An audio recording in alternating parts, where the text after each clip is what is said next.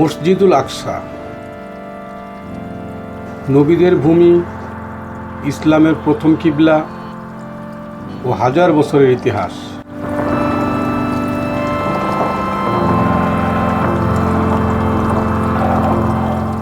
আসসালামু আলাইকুম ওয়া রাহমাতুল্লাহ। প্রিয় দর্শক, আজ আমরা জানব ইসলামের অন্যতম পবিত্র স্থান মসজিদুল আকসার পূর্ণ ইতিহাস।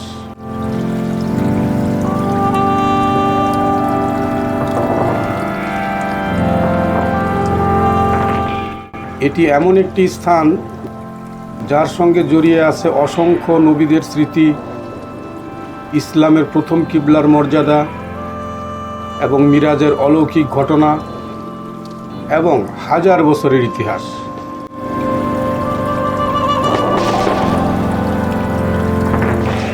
বর্তমান বিশ্বের কোটি কোটি মুসলমানের হৃদয়ের বিশেষ স্থান দখল করে আছে মসজিদুল আকসা।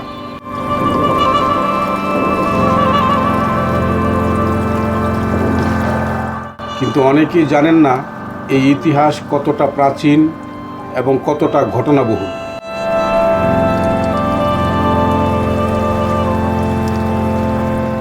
চলুন শুরু করি মসজিদুল আকসার ইতিহাসের দীর্ঘ সফর।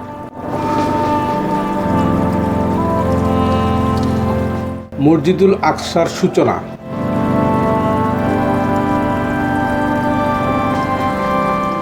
ইসলামী বর্ণনা অনুযায়ী পৃথিবীর প্রথম মসজিদ হল কাবা শরীফ।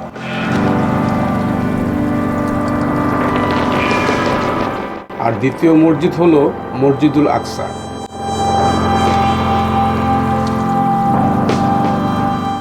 এক হাদিসে সাহাবী আবু যর গিফারি রাদিয়াল্লাহু তাআলা আনহু রাসূলুল্লাহ সাল্লাল্লাহু আলাইহি ওয়াসাল্লামকে জিজ্ঞাসা করেছিলেন, ইয়া রাসূলুল্লাহ, পৃথিবীতে সর্বপ্রথম কোন মসজিদ নির্মিত হয়েছিল?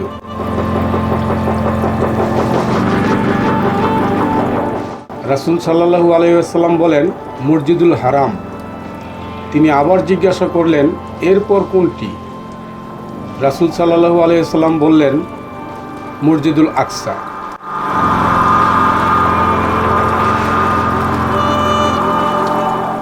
তিনি জিজ্ঞাসা করলেন, দুইটি মসজিদের মাঝে কত বছরের ব্যবধান ছিল? রাসূল সাল্লাল্লাহু আলাইহি ওয়াসাল্লাম বললেন, 40 বছর। সহিহ বুখারী।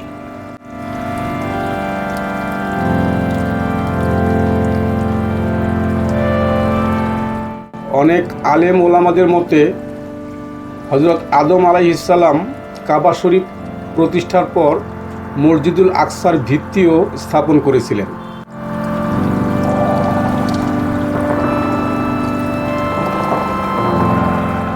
পরবর্তীতে বিভিন্ন যুগে নবীগণ এই পবিত্র স্থানকে পুনর্নির্মাণ ও সংস্কার করেন।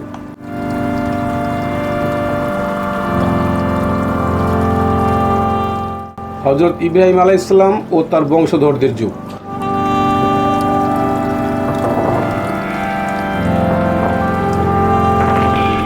হযরত ইব্রাহিম আলাইহিস সালাম এর সময়ে ফিলিস্তিন অঞ্চল তাওহীদের গুরুত্বপূর্ণ কেন্দ্র ছিল।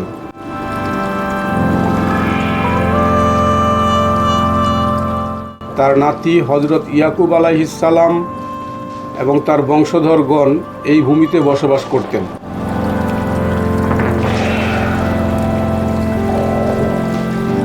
পরে বনি ইসরাইলের বহু নবী এই এলাকায় আগমন করেন।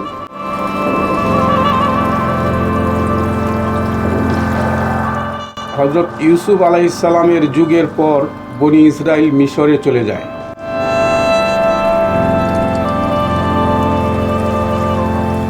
দীর্ঘ সময় মিশরে থাকার পর আল্লাহ তাআলা হযরত মুসা আলাইহিস সালাম এর মাধ্যমে বনি ইসরাইলকে ফেরাউনের অত্যাচার থেকে মুক্তি দান করেন।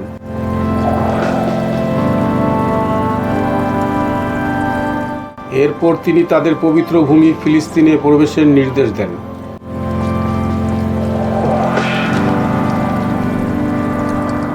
কিন্তু বনি ইসরাইলের অবাধ্যতার কারণে তারা সেই সময় পবিত্র ভূমিতে প্রবেশ করতে পারেননি।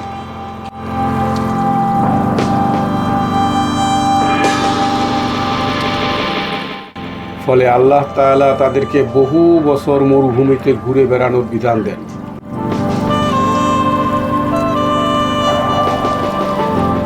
আর এই সময়ের মধ্যেই হজরত মুসা আলাইহিস সালাম ইন্তেকাল করেন, তাই তিনি নিজে পবিত্র ভূমিতে প্রবেশ করতে পারেননি।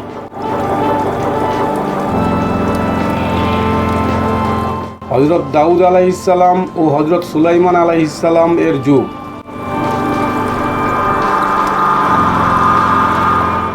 মসজিদুল আকসার ইতিহাসে সবচেয়ে গুরুত্বপূর্ণ অধ্যায় শুরু হয় হজরত দাউদ আলাইহিস সালামের সময়ে।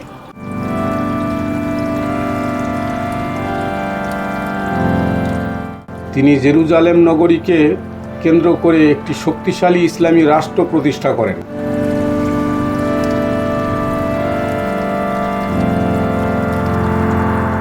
হজরত দাউদ আলাইহিস সালাম মসজিদ নির্মাণের কাজ শুরু করেন, কিন্তু তার জীবদ্দশায় কাজ সম্পূর্ণ হয়নি।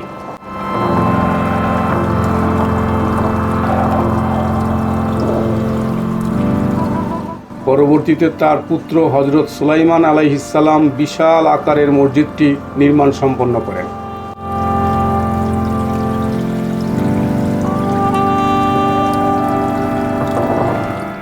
মসজিদ নির্মাণ সম্পন্ন হওয়ার পর হজরত সুলাইমান আলাইহিস সালাম আল্লাহর দরবারে 3টি বিশেষ দোয়া করেন।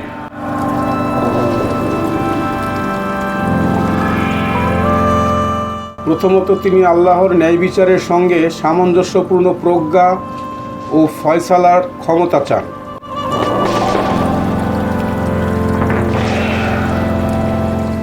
দ্বিতীয়ত, তিনি এমন এক অনন্য রাজত্ব প্রার্থনা করেন যা তারপরে আর কাউকে দেওয়া হবে না।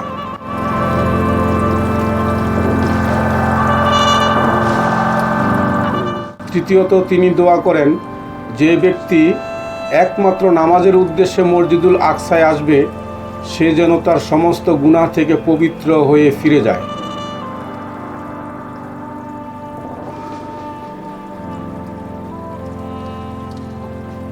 রাসূলুল্লাহ সাল্লাল্লাহু আলাইহি ওয়াসাল্লাম আমাদের জানিয়েছেন, আল্লাহ তাআলা তার প্রথম 2টি দোয়া অবশ্যই কবুল করেছিলেন এবং তৃতীয় দোয়াটিও কবুল করেছেন বলে তিনি আশা প্রকাশ করেন।